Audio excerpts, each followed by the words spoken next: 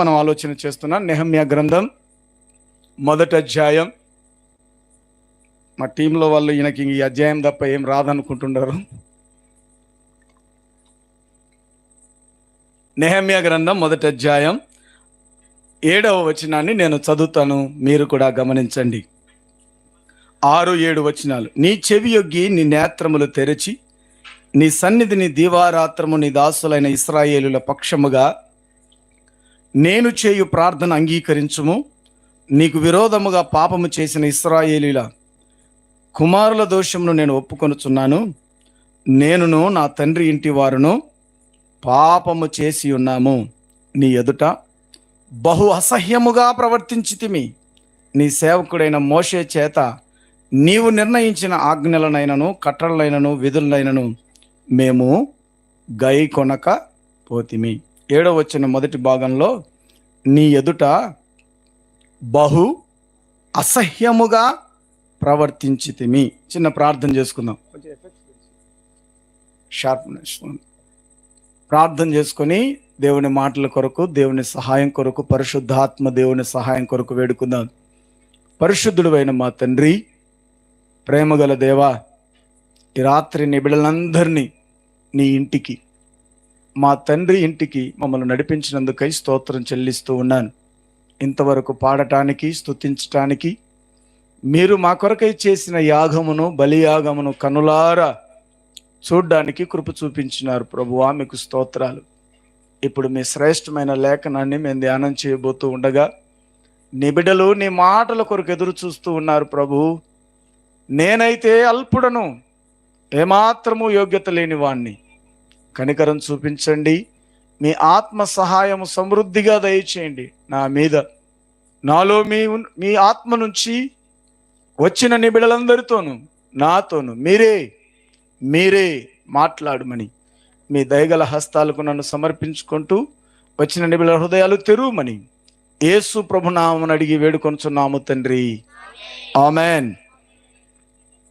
ప్రభునందు దేవుని బిడ్డలారా, మనం చదువుకున్నటువంటి ఈ అధ్యాయంలో నెహమ్యా అనేటువంటి ఓ వ్యక్తి ఒక గ్రంథాన్ని రాశాడు. రాసినటువంటి ఈ గ్రంథంలో ఆయన ఒక చక్కని మాట అంటున్నాడు. ఏంటంటే, నీ ఎదుట బహు అసహ్యముగా ప్రవర్తించితిమి అన్నాడు. మీ అంటే ఒక్కరినిగా పెట్టుకుంటున్నాడా, అందరిని పెట్టుకుంటున్నాడా? అందరినీ దేవునితో ప్రార్థన చేస్తూ ఉన్నాడు. నెహమ్యా అనే వ్యక్తి దేవునితో ఏమని చేస్తున్నాడు? ప్రార్థన చేస్తూ ఉన్నాడు. ఏమని ప్రార్థన చేస్తున్నాడు? పైనున్న మాట మనం చూస్తే, నీకు విరోధముగా పాపము చేసిన ఇశ్రాయేలీల కుమారుల దోషమును నేను ఒప్పుకొనుచున్నాను.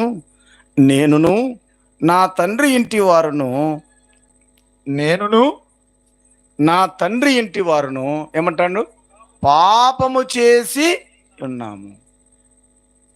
నేను నా తండ్రి ఇంటి వారు ఏం చేశాం? పాపము చేసి ఉన్నాం. ఏం పాపం చేశాం?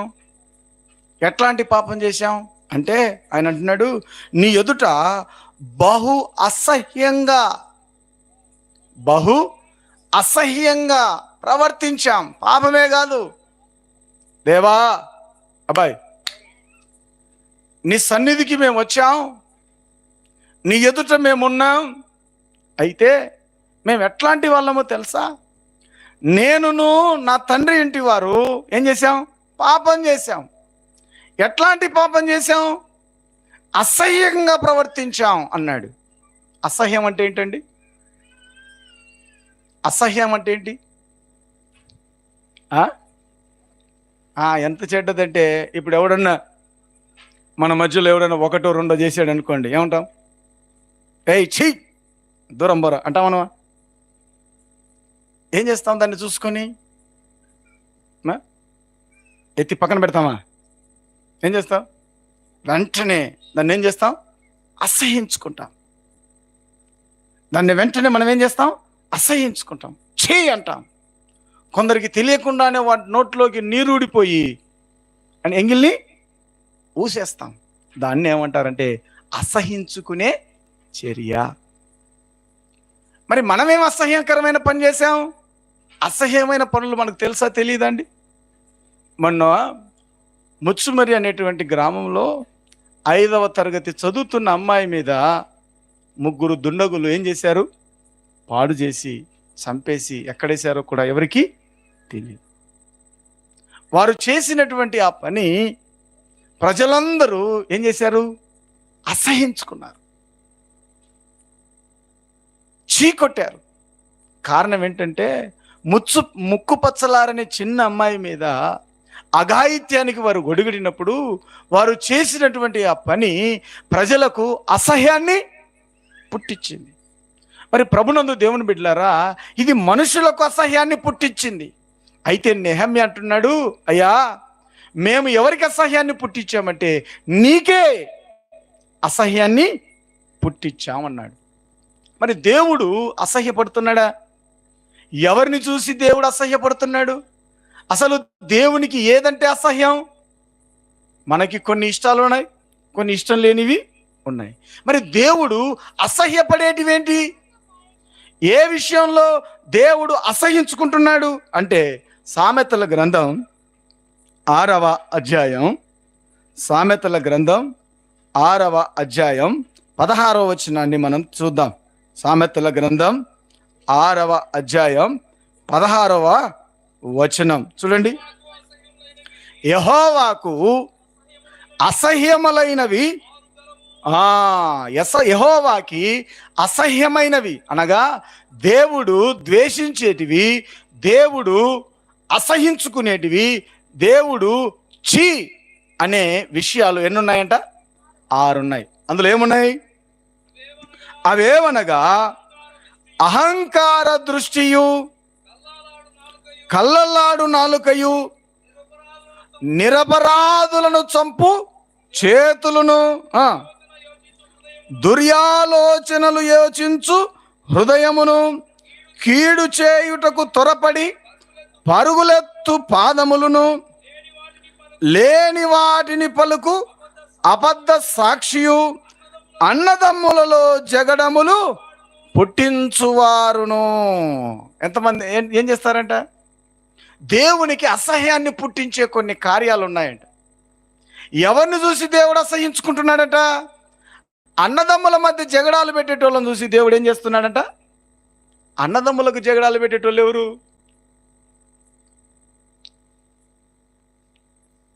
ఒక తండ్రికి పుట్టిన 2-3 అన్నదమ్ముల మధ్య జగడాలు పెట్టేటోళ్ళు ఎవరు? భలే నవ్వుతున్నారు.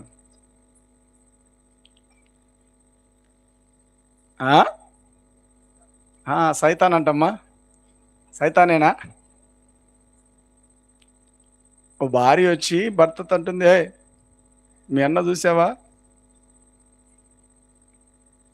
మీ అన్న చూసావా? దాచిపెట్టుకున్నాడు మొన్న. మీ అన్న చూసావా? బైక్ కొన్నాడు మొన్న.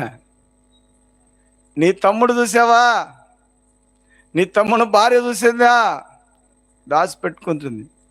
ఎవరు చెప్తారు ఈ మాటలు? పెద్దోడు అంతా దోసుకుంటున్నాడమ్మా, పెద్దోడు అంతా దాచిపెట్టుకుంటున్నాడమ్మా, చిన్నోడంతా పోగొట్టుకుంటున్నాడమ్మా. అన్నలమ్మల మధ్య జగడాలు పెట్టేటోళ్ళు ఎవరు? అన్నను తమ్ముడిని కాకుండా చేసేది ఎవరు?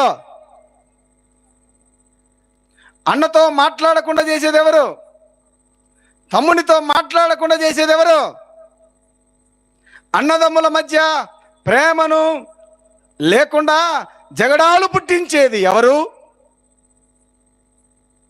ఎవరు? ఎవరు అబ్బాయి? నీకు భార్య ఉందారా? అంటే 2 అన్నదమ్ముల మధ్య జగడాలు పుట్టించే వారిని దేవుడు చూసి ఏం చేస్తున్నాడట? చెప్పాలి, ఏం చేస్తున్నాడు? అసహించుకో. ఛే పనికి మాలినోడా, ఛే పనికి మాలిందానని ఏం చేసుకుంటున్నాడట? మళ్ళీ నువ్వేం పాట పాడుతున్నావుడా? ఆడ లిగాడి పెట్టావు, ఈడ పాట పాడుతున్నావు. దేవుడేమనుకుంటున్నాడు? ఏం సుందరయ్య గారు, దేవుడేమనుకుంటాడు అన్నా? ఆడేమో లిగాడి పెట్టి కాల్చి వచ్చావు, నిప్పేసి వచ్చావు. ఈడేమో పాట పాడుతున్నావు. దేవుడు ఏమనుకుంటున్నాడు? నా పాట మెచ్చాలే, నా గొంతు మెచ్చాలే, నా ప్రార్థన మెచ్చాలే, నా వాక్యం మెచ్చాలే నువ్వు అనుకుంటున్నావు. కానీ దేవుడంట నిన్ను చూసి అసహ్యించుకున్నాడు. తీతు రాసిన పత్రికలో చూడండి, 1వ అధ్యాయం 16వ వచనం. తీతుకు రాసిన పత్రిక 1వ అధ్యాయం 16వ వచనం. దేవుణ్ణి ఎరుగుదుమని వారు చెప్పుకొందురు గాని, అమ్మా వినాలి, దేవుణ్ణి ఎరుగుదుమని వారు చెప్పుకొందురు గాని, దేవుణ్ణి ఎరుగుదుమని వారు చెప్పుకొందురు గాని, వారు ఎలాంటి వారు? అసహ్యులను, అవిధేయులను, ప్రతి సత్కార్యం విషయం భ్రష్టులునయుండి తమ క్రియల వలన ఆయనను ఎరగమన్నట్టు ఉన్నారు. దేవుణ్ణి ఎరుగుదుమని అనుకుంటున్నారు అంతే, కానీ క్రియలు ఏం చేస్తున్నాయి? నోరేమో దేవుణ్ణి స్తుతిస్తుంది, కానీ హృదయమేమో ఇద్దరి మధ్య జగడాలు పుట్టిస్తుంది. ప్రభునందు దేవుని బిడ్డలారా, దేవునికి అసహ్యమైన క్రియలు, దేవునికి ఇష్టం లేని పనులు చేస్తున్నాం. చక్కెర పెట్టి దేవుణ్ణి కూల్ చేద్దాంలే అనుకుంటున్నాం మనం, అంతే కదా? చక్కెర పెట్టి కూల్ చేస్తాం, దండేసి కూల్ చేద్దాం అనుకుంటున్నారు మీరు.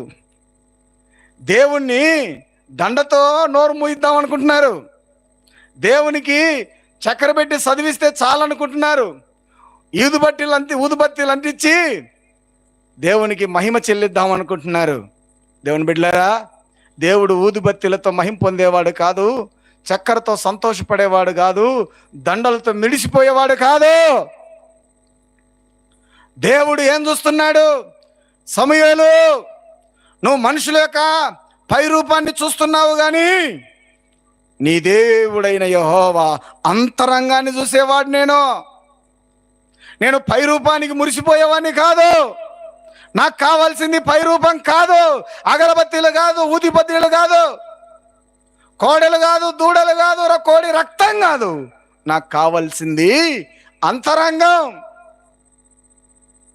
మరి అంతరంగంలో ఏముంది? జగడాలు ఉన్నాయి. అంతరంగంలో ఏమున్నాయి? అబద్ధాలు ఉన్నాయి. అంతరంగంలో ఏమున్నాయి? కొట్లాటలు పెడుతున్నాం. అంతరంగంలో ఏముంది అంటే దేవుణ్ణి ఎరుగుదుమన్నట్టు మనం కనబడుతున్నాం. అంటే దేవుని బిడ్డలుగా మనం కనబడుతున్నాం, కానీ మన క్రియల వలన ఎలా కనపడుతున్నాం? అసహ్యులం అన్న సంగతి దేవునికి అర్థం, మనుషులకు అర్థం కావట్లేదు. దేవుని బిడ్డలారా, ప్రకటన గ్రంథంలో మనందరికీ తెలిసినటువంటి ఒక మాట మనం చూస్తే, అసహ్యమైనప్పుడు ఆయన చేసే పని ఏందో చూడండి.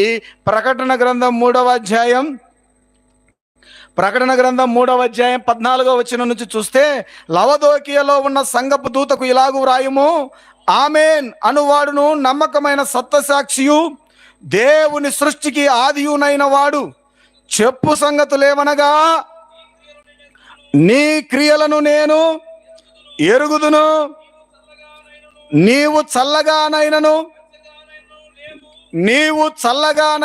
వెచ్చగానైనను లేవు. నీవు చల్లగానైనను వెచ్చగానైనను ఉండిన మేలు, నీవు వెచ్చగానైనను చల్లగానైనను ఉండక నులివెచ్చగా ఉన్నావు గనుక నేను నిన్ను నా నోటి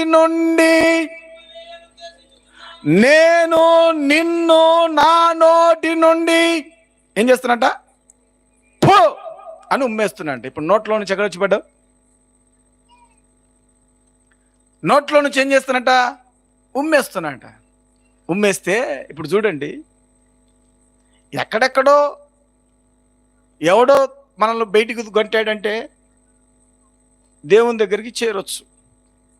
ఎక్కడో తప్పు చేసాం, దేవుని దగ్గరికి వచ్చి క్షమాపణ కోరుకోవచ్చు. మనుషుల దగ్గర తప్పు చేస్తే, అధికారుల దగ్గర తప్పు చేస్తే, కుటుంబ సభ్యుల దగ్గర తప్పు చేస్తే దేవుని దగ్గరికి వచ్చి ఏం చేయొచ్చు? క్షమాపణ కోరుకోవచ్చు.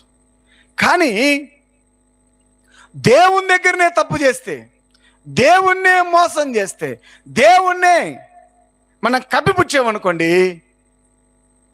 దేవుడే మనల్ని ఉమ్మేస్తే మనల్ని ఆదరించేవాడు ఎవరండి? చెప్పండి.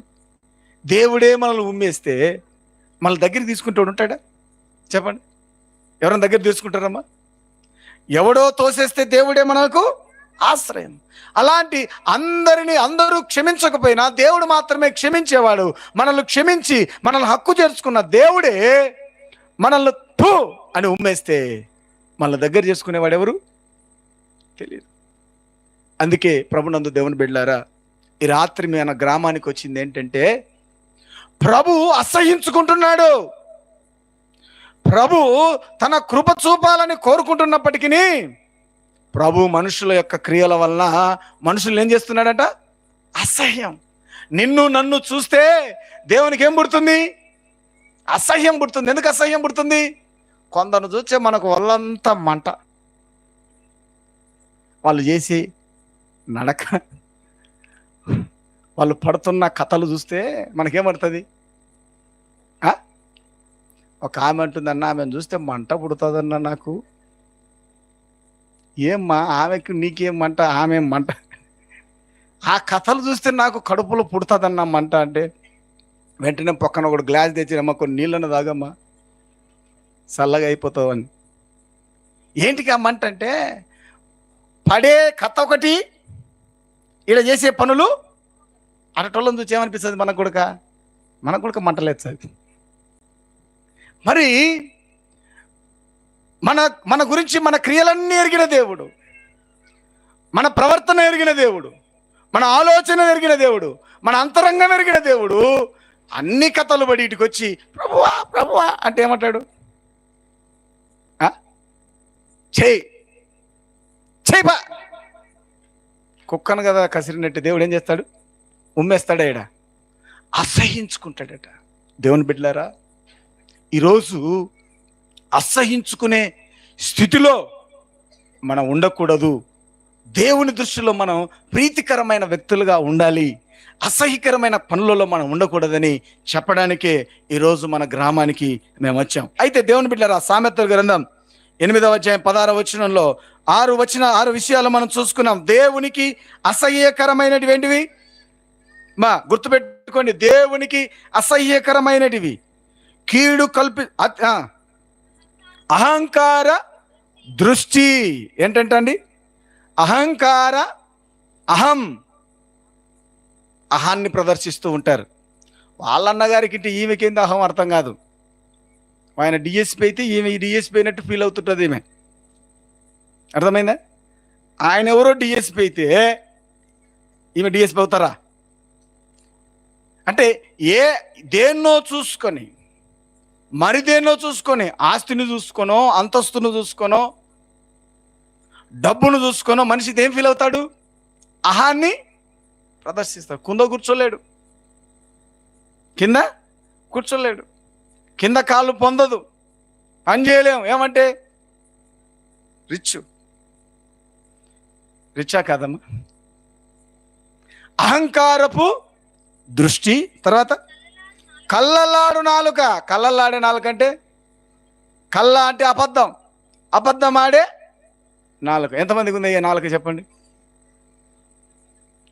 అందరు కూడా ఏమా? కళ్ళల్లాడే ఆ నాలుక నీ దగ్గర ఉందంటే దేవుడు ఏం చేస్తున్నాడట? ఈ సెల్ ఫోన్ వచ్చిన తర్వాత ఇంట్లో ఉంటే బయట ఉన్నామని చెప్తున్నా, బయట ఉంటే ఇంట్లో ఉన్నా, ఎక్కడో ఉంటాం ఇక్కడ దగ్గరనే ఉన్నామని చెప్తున్నాం. ఏం నాలుక అది? కళ్ళల్లాడే. ఒకవేళ ఆ నాలుక మనలో ఉంది అనుకో, నిన్ను దేవుడు ఏం చేస్తున్నాడు చెప్పండి? అసహించుకుంటున్నాడు. ఆ నాలుక మనలో ఉంటే అది దేవుని అసహ్యానికి, దేవుడు ఉమ్మివేయడానికి ఈరోజు ఏమవుతుంది? కారణమవుతుంది. అందుకే ప్రభునందు దేవుని బిడ్డలారా, కింద ఇంకొక మాట చూడండి. నిరపరాధులను చంపు చేతులు. తప్పు చేయని వారిని కూడా ఏం చేస్తారు? చంపే వాళ్ళను. చంపడం అంటే ఏంటి? చంపేయడమే. ఇంకా చంపేయడం అంటే ప్రాణం తీయడమే. ప్రాణం తీయడం అంటే ఏంటి? ప్రాణం తీయడం అంటే దేవుడు చెప్పిన మాట ఏంటంటే, ఒకరిని నరహత్య చేస్తే ఎంత పాపమో ఒకరిని చూసి వ్యర్థుడా అంటే ఆ క్షణమే వాడిని ఏం చేసినట్లంట? నరహత్య చేసినట్టంట. ఒక వ్యక్తిని చూసి ఈడు పనికి మాలినోడు, ఈడు పనికి రానోడు అన్నాం అనుకోండి, ఆ క్షణమే వాడిని ఏం చేసినట్టంట? మనం ఈమె చేతగాంది అన్నాం అనుకో, అర్థమైందా? ఈమె చేతగాంది అన్నాం అనుకో, ఆ క్షణం ఏం చేసినట్లు? మనం ఆయన్ను నరహత్య చేసినట్టు. ఎన్నిసార్లు అన్నాం? ఎంతమందిని? ఎన్నిసార్లు అన్నాం మన పిల్లల్ని? దేవుని బిడ్డలారా, ఈ మాటలు, ఈ విధానం దేవునికి మన మీద ఏం పుట్టిస్తున్నాయి? అసహ్యాన్ని పుట్టిస్తున్నాయి. ఇంకా చూద్దాం. దుర్యాలోచనలు యోచించు హృదయం. దురాలోచన అంటే ఏంటండి? ఆలోచన మంచిదే కానీ దురాలోచన మంచిది ఎదుటివాడిని చెరపటానికి, పాడు చేయడానికి, కీడు కల్పించే ఆలోచనలు చేయడం మంచిది కాదు. ఇంకొకటి చూడండి.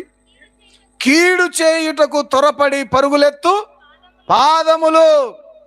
కొట్లానికి కాళ్ళు ఎట్లా పోతాయి? ఒకప్పుడు అబ్బాయి ఎవడో కొట్లాడాడు, దెబ్బలు తిని వచ్చాడు, ఇంటికి వచ్చాడంటే వీళ్ళు కూడా ఇంటికి వచ్చి రెండేట్లు కొట్టేవాళ్ళు. వాడు ఏడో గొడవ పడ్డాడు, ఇంటికి రాగానే అమ్మ పలానోడు నన్ను కొట్టాడమ్మ అంటే, నువ్వెందుకు పోయావురా వాళ్ళ జోకి, నీకు పని లేదని రెండేట్లు కొట్టేవాళ్ళు. ఇప్పుడేమంటున్నారు?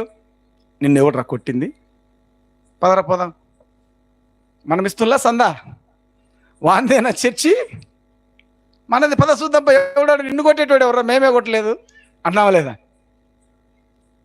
ఏమవుతున్నాయి మన పదాలు? గొడవపడడానికి పరుగులు. దేవుడు ఇలాంటివన్నీ మనలో చూసినప్పుడు ఆయన ఏం చేస్తున్నాడట? అసహించుకుంటున్నాడట.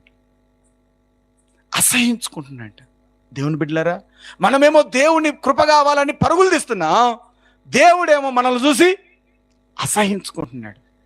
మరి ఏం చేయాలి? మనలో నుంచి వాటిని ఏం చేయాలి? తీసేయాలి.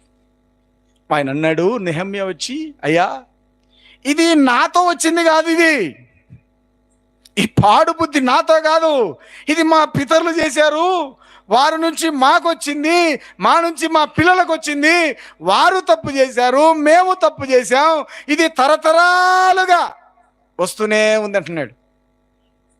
తరతరాలుగా వస్తూనే ఉంటున్నాడు. రేయ్ ఎందుకురా బీడి తాగుతావంటే, నేను ఏంది నన్ను అంటావు, వాడు పక్కన ఉన్నట్టు సిగరెట్ తాగుతున్నాడు అంటున్నాయి.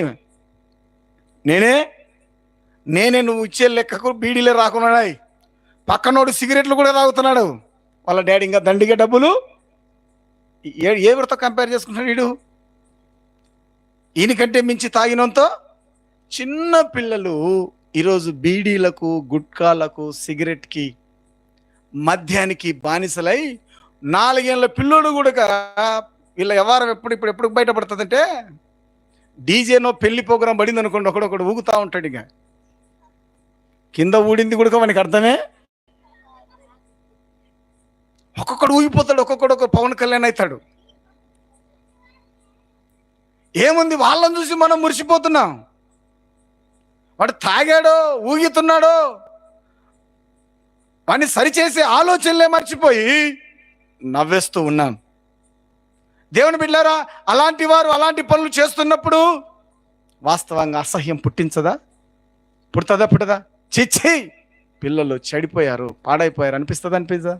మరి నీ పిల్లల మీదనే నీకు చీ అనిపించినప్పుడు దేవుడు తన కృప చూపించాలనుకున్నాడు, దేవుడు తన ప్రేమను చూపించాలనుకున్నాడు, నీ కొరకు ప్రాణం పెట్టాడు, నీ కొరకు రక్తం కార్చాడు, నీ కొరకు సిలువ మీద కొరడా దెబ్బలు తిన్నాడు, వేదన అనుభవించాడు.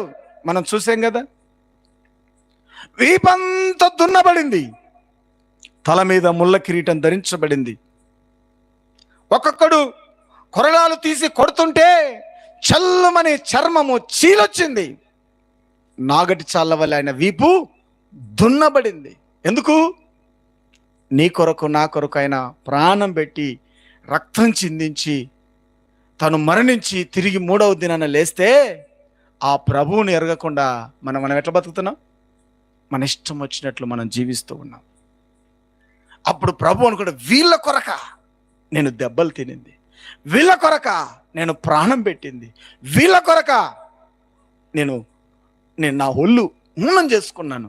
వీళ్ళ కానీ ప్రభు మనల్ని చూసి ఏం చేశాడట? సంతాపడుతున్నట, అసహ్యం పడుతున్నట. దేవుని బిడ్డలారా, ఆదికాండం 6వ అధ్యాయంలో రాస్తే దేవుడు నరుని కలుగజేసినందుకు ఏం పుట్టాడు? సంతాపము నొంది తన హృదయములో నొచ్చుకొనెను. ఏం చేశాడట? నొచ్చుకున్నాడట. 4 కొడుకులు, 30 ఎకరాల ఆస్తి, 40 ఎకరాల ఆస్తి కొన్ని సంపాదించింది. 4 కొడుకులు 40 ఎకరాల ఆస్తి సంపాదించింది. ఎలా సంపాదించిందంటే పొద్దున్న లేచినా వచ్చి పొలంలో తప్ప ఇంట్లో ఎరగదు. ఇండ్లు ఎరగరు. ఇప్పుడు వాళ్ళు ఏం లేదులేండి, 10 వరకు కూడా ఫ్యాన్ కిందనే పండుకుండేది. పొద్దున్న లేచిన నుంచి పొలంలోనే, పండగ లేదు, పబ్బం లేదు, మంచి బట్ట లేదు, మంచి తిండి లేదు.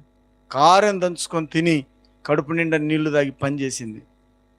40 ఎకరాలు సంపాదించిన తర్వాత కొడుకులు పెద్దలై కోడళ్ళు వచ్చిన తర్వాత పట్టెడన్నం పెట్టేవారు. నువ్వొద్దు, నీ పింఛనొద్దు అంటున్నారు. నువ్వొద్దు, 4,000 అమ్మా అంటే 4,000 వద్దు, అసలు నువ్వు నీ జాడలే మాకు. ఏమనిపిస్తుంది తల్లి? వీళ్ళ కోసమా నేను రాత్రింబగళ్ళు కష్టపడింది? వీళ్ళ కోసమా నేను బట్టగా కట్టకుండా, కొనకుండా, కొత్త బట్ట ఎరగకుండా, నాలుక రుచి తెలియకుండా వీళ్ళ కోసమా నేను కష్టపడింది అని నొచ్చుకోదా? నొచ్చుకుంటుందా? నొచ్చుకోదమ్మా? నొచ్చుకుంటా. ప్రభు కూడా మనుషులను కలుగజేసినందుకు, మన కొరకు ప్రాణం పెట్టినప్పుడు, మన కొరకు రక్తం చిందించినప్పుడు, మనము మన ఇష్టానుసారమైన జీవితం జీవిస్తూ ఉంటే ఆయన కూడా ఏం చేస్తున్నాడంట? నొచ్చుకుంటున్నాడంట.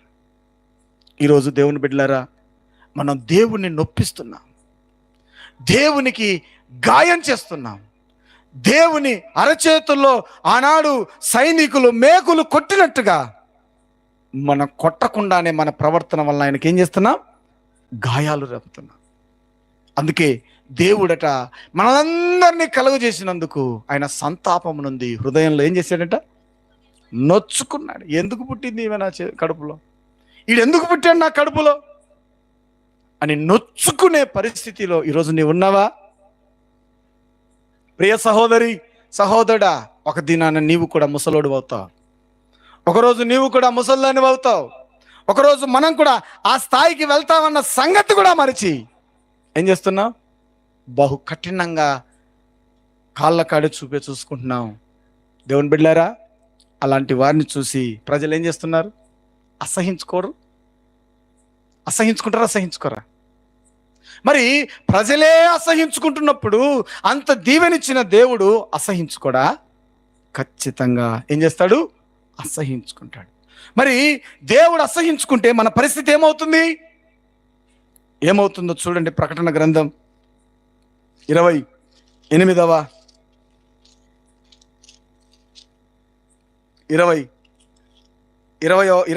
అధ్యాయం 21వ అధ్యాయం 8వ వచనం. పిరికివారును అవిశ్వాసులను, పిరికివారు అవిశ్వాసులు, ఇంకెవరు? మన పాయింట్లోకి రండి. ఎవరు? అసహ్యులు, నరహంతకులు, వ్యభిచారులను, మాంత్రికులను, విగ్రహారాధికులను, అబద్ధికులందరూ అగ్ని గంధకములతో మండు గుండములో పాలు పొందుదురు. ఇది 2వ మరణం. దేవునికి అసహ్యాన్ని పుట్టిస్తే నువ్వేంది మాకు చెప్పేది అంటున్నావు. నువ్వు అనుకోవచ్చు, నువ్వేందిరా మాకు చెప్పేది, మాయమ్మ మాకు సంపాదించే, మా ఇష్టం. దీంట్లో కూడా చెడులో కూడా మా ఇష్టం అంటున్నారు. నా జీవితం నీ ఇష్టమే, నీ జీవితం. కానీ నువ్వు చనిపోయిన తర్వాత నువ్వు చేసిన ప్రతిదానికి ఒక దినాన్ని ఏం చేయాలి? లెక్క అప్పగించాలి. ఈరోజు దేవుడు అసహ్యించుకుంటే ఏమవుతుంది? అసహ్యులందరూ మండుచున్న అగ్నిగుండములో పాలు పొందుదురు. యు ఆర్ సబ్స్క్రిప్షన్ ఎక్కడికి వస్తుంది? సబ్స్క్రిప్షన్ యూట్యూబ్లో సబ్స్క్రిప్షన్ పొందితే ఏమవుతుంది? సబ్స్క్రైబ్ అవ్వాలంటే దాంట్లోకి మనం మెంబర్స్ అవుతాం. ఆ మెంబర్స్ అందరికీ నోటిఫికేషను వస్తుంది. మనం కూడా ఎవరికి సబ్స్క్రిప్షన్ తీసుకుంటున్నాం? దేవుడు మనల్ని అసహించుకుంటే నరకానికి మనకేం దొరుకుతుంది? సబ్స్క్రిప్షన్ దొరుకుతుంది. లైక్ కూడా చేయాల్సిన అవసరంలే, గంట నొక్కాల్సిన అవసరమే లేదు. సబ్స్క్రిప్షన్ ఆటోమేటిక్గా వస్తుంది. ఏంటి ఆ సబ్స్క్రిప్షన్ అంటే? మండుచున్న అగ్ని గంధకాల్లో మనకు సబ్స్క్రిప్షన్. అసహ్యమైన పనులు చేస్తే, దేవునికి అసహ్యాన్ని నువ్వు పుట్టిస్తే ఎలా? అబద్ధాలాడి, జగడాలు పుట్టించి, కీడు చేసే పనులు చేసి, దురాలోచనలు చేసి నువ్వు జగడాలు పుట్టిస్తే సబ్స్క్రిప్షన్, నరకానికి సబ్స్క్రిప్షన్ దొరుకుతుంది. మండుచున్న అగ్ని గండకాల్లోనికి నువ్వు వెళ్తావు. అయితే యూదా పత్రికలో ఒక మాట రాయబడిన మాట మనం చూద్దాం. చూడండి, యూదా పత్రిక 23వ వచనం 22 నుంచి 23 చూద్దాం.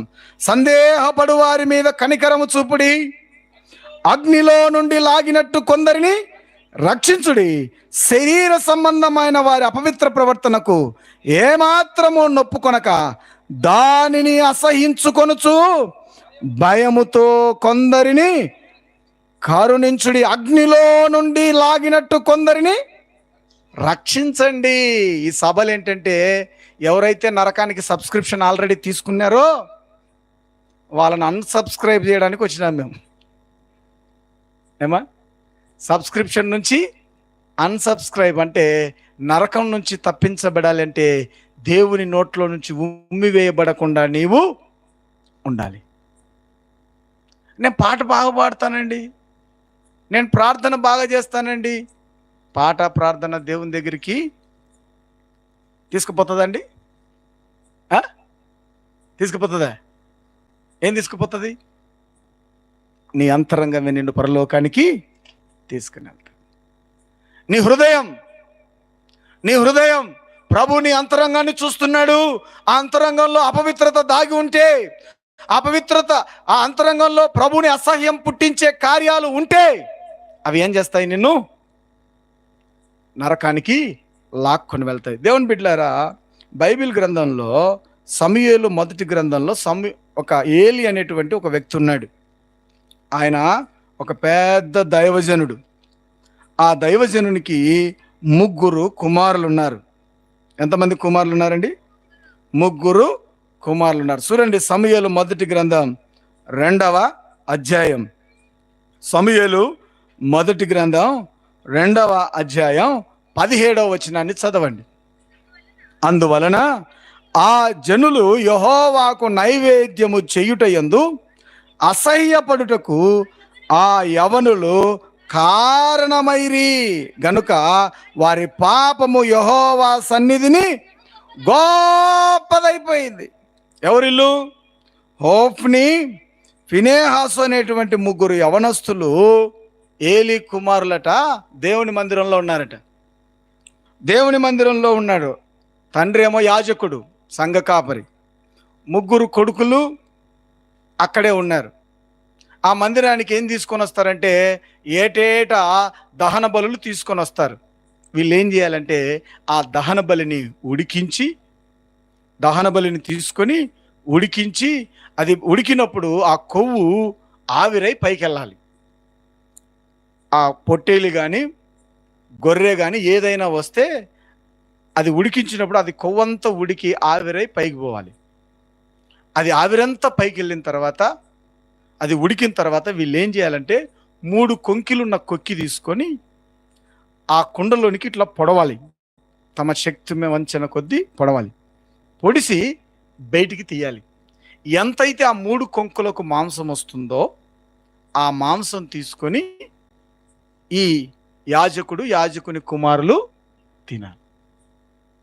నీవు నేను వెళ్ళి ఒక గొర్రెని తీసుకొని పోయానుకోండి, వాళ్ళు కోస్తారు, మాంసం ఉడకబెడతారు, అది ఉడికింది, ఆవిరైపోయింది, ఇంపైన సువాసన దేవునికి వెళ్ళిన తర్వాత వాళ్ళు వచ్చి ఆ కొంకిని అందులో పొడుస్తారు.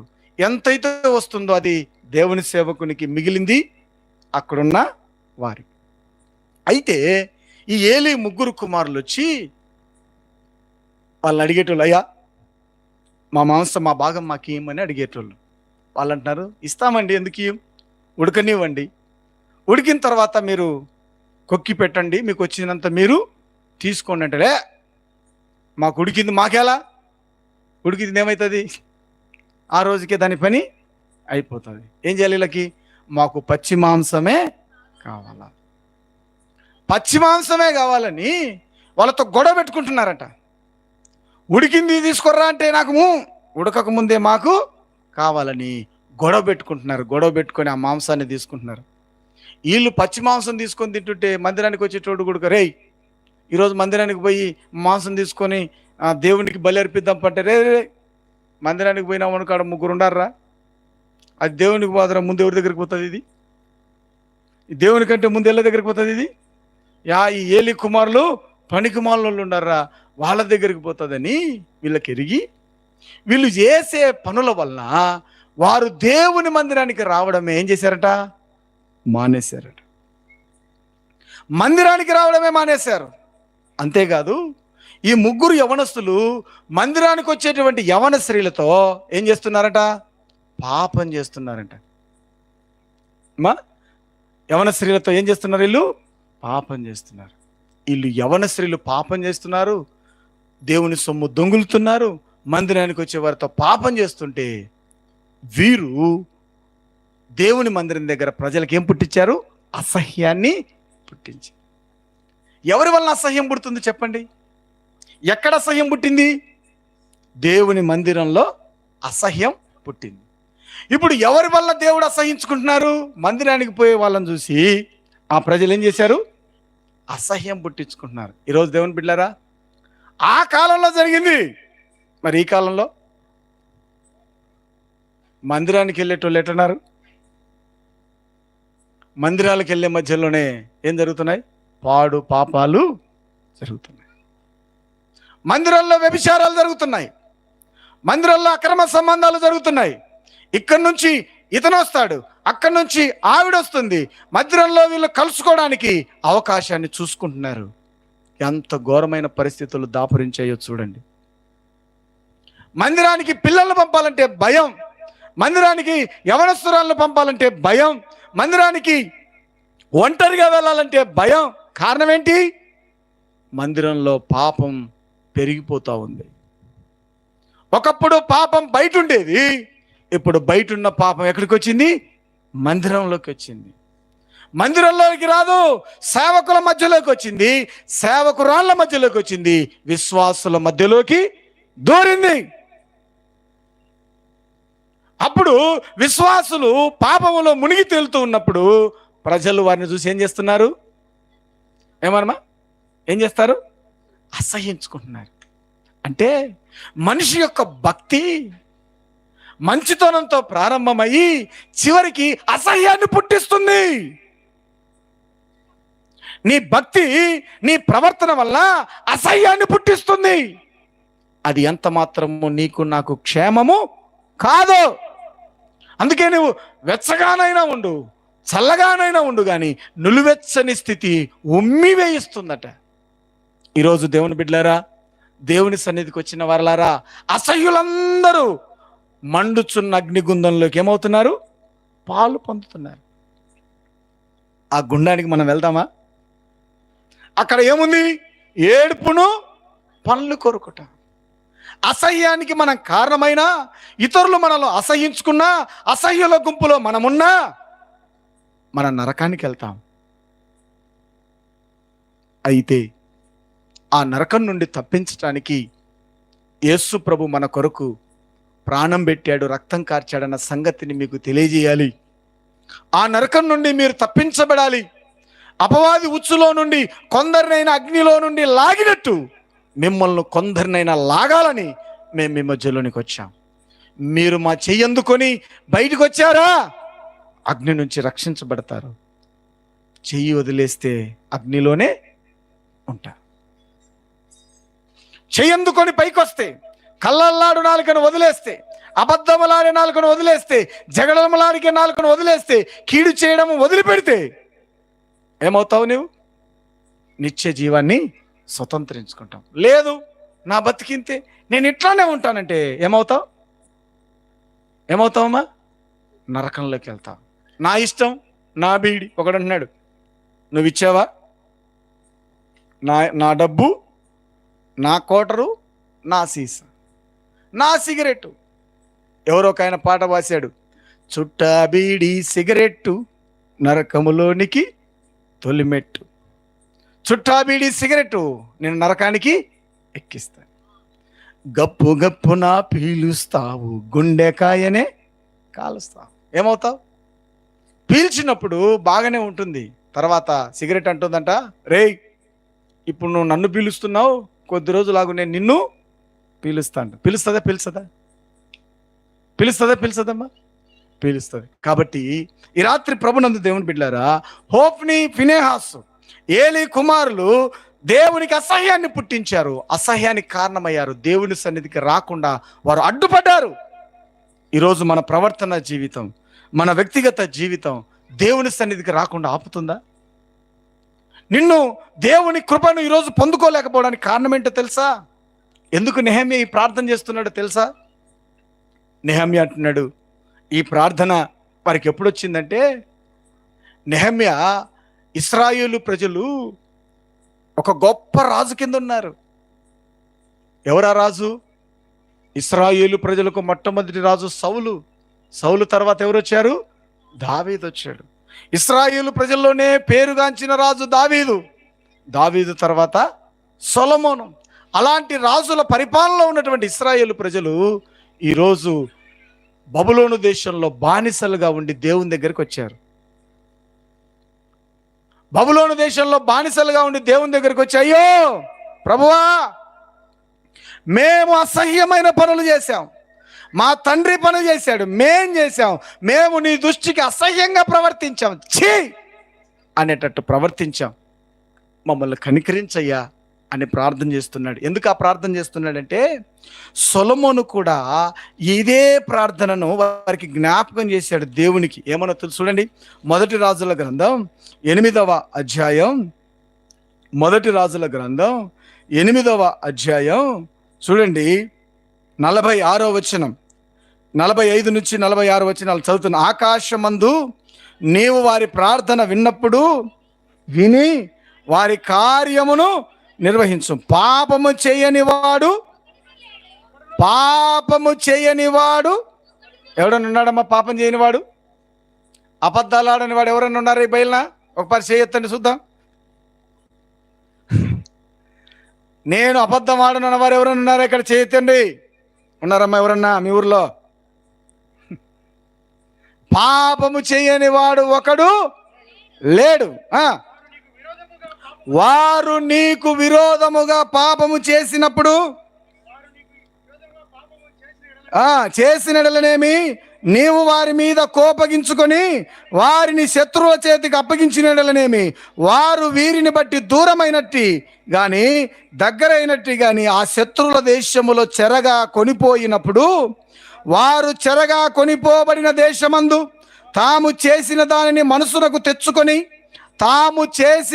మనసునకు తెచ్చుకొని మేము దుర్మార్గులమై ప్రవర్తించి పాపము చేసితమని చెప్పి తమ్మును చెరగా కొనిపోయిన వారి దేశమందు చింతించి పశ్చాత్తాపపడి నీకు విన్నపము చేసిన ఎడలా, తమ్మును చెరగా కొనిపోయిన వారి యొక్క దేశమందు పూర్ణ హృదయముతోనూ పూర్ణ ఆత్మతోను వారు నీ తట్టు తిరిగి నీవు వారి పితరులకు దయచేసిన దేశము తట్టును, నీవు కోరికొనిన పట్టణము తట్టును, నీ నామఘనత కొరకు నేను కట్టించిన ఈ మందిరము తట్టును నిన్ను గూర్చి ప్రార్థన చేసిన ఎడలా, ఆకాశమును నీ నివాస స్థలమందు నీవు వారి ప్రార్థన విన్నపములు విని వారి కార్యమును నిర్వహించుము.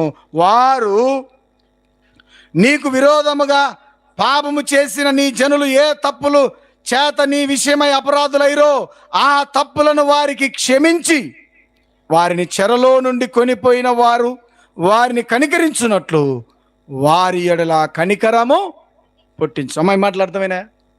చదివిన వారికి అర్థమైందా? సొలొమోను ప్రార్థన చేశారయ్యా, ఈ ప్రజలు ఎటుటోళ్ళంటే తప్పు, ఏదో ఒక రోజు నా కింద ఉన్నారు వీళ్ళు ప్రజలు, ఏదో ఒక రోజు వీళ్ళు ఏం చేస్తారు? తప్పు చేస్తారు. తప్పు చేస్తే నువ్వేం చేస్తావు?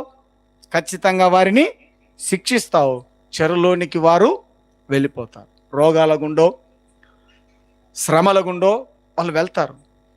వాళ్ళు శ్రమల గుండా చెరలో ఉన్నప్పుడు ఎప్పుడో ఒకసారి వారికి జ్ఞాపకం వచ్చి, అయ్యో మేము తప్పు చేశాం, మేము పొరపాటు చేశామని జ్ఞాపకం వచ్చి మరలా వారి హృదయాన్ని నీ వైపు తిప్పుకొని మా తప్పులు క్షమించమని కోరుకుంటే వారిని ఏం చేయమన్నాడు? క్షమించమని ముందే సొలొమోను వారి కొరకు ప్రార్థన చేశాడు. ఈరోజు దేవుని బిడ్డలారా, అదే మాటే ఈరోజు మనందరికీ వర్తిస్తుంది. మనం చెరలో ఉన్నాం, అపవాది చెరలో ఉన్నాం, పాపం అనే చెరలో ఉన్నాం. లోకంలో పాపం ఉంది, పాపంలో మనం ఉన్నాం. మరి మనం ఏం చేయాలి? ఈరోజు దేవుడు అసహించుకునే స్థితిలో ఉన్నాం, దేవుడు ఉమివేసే స్థితిలో ఉన్నాం. ఆ ఉమి వేయకుండా మనం ఏం చేయాలంటే మన హృదయాల్ని ఆయన వైపు తిప్పి, ప్రభువా మేము మా పితరులం పాపం చేశాం, మమ్మల్ని క్షమించని మన హృదయాలను ఆయన వైపు త్రిప్పితే ఆయన కనికరించి మన పాపాలను క్షమిస్తాడు, మనల్ని పరిశుద్ధపరుస్తాడు. ఈరోజు నువ్వు ఏ స్థితిలో నువ్వు వచ్చావో ఆ స్థితిలో నుంచి ఇక్కడి నుంచి మనం వెళ్ళకూడదు. ఏ పరిస్థితి గుండా వచ్చావో ఆ పరిస్థితి గుండా నువ్వు వెళ్ళకూడదు. ఏం చేయాలంటే మనం మారు మనసు పొంది వెళ్ళాలి, దేవుని యొక్క కనికరాన్ని పొంది వెళ్ళాలి, దేవుని యొక్క కృపను పొందుకొని వెళ్ళాలి. కృప ఎలా పొందుకోగలం? నెహెమ్యా ప్రార్థన చేశాడు, మేము పాపం చేసామయ్యా, మా పితరులు పాపం చేశారు, ఎట్లా అసహ్యంగా చేశాం, మమ్మల్ని క్షమించమన్నాడు. దేవుని ధర్మశాస్త్రంలో ఒక మాట రాయబడి ఉంది, ఎవడైతే ఆయన వైపు తిరుగుతాడో ఆయన వారి వైపు తిరుగుతాడు, ఆయన యొద్దకు వచ్చు వారిని ఆయన ఎంత మాత్రము త్రోసివేయడు. ఈరోజు నువ్వు ఆయన దగ్గరికి వస్తే నన్ను ఆయన ఏం చేసేవాడు? సరిచేసే దేవునిగా ఉన్నాడు. ఒక్కసారి ఎక్కడున్న వారు అక్కడ వీలైతే మోకరించండి, లేకుంటే లేచి నిలబడండి, మనం ప్రార్థన చేసుకుందాం.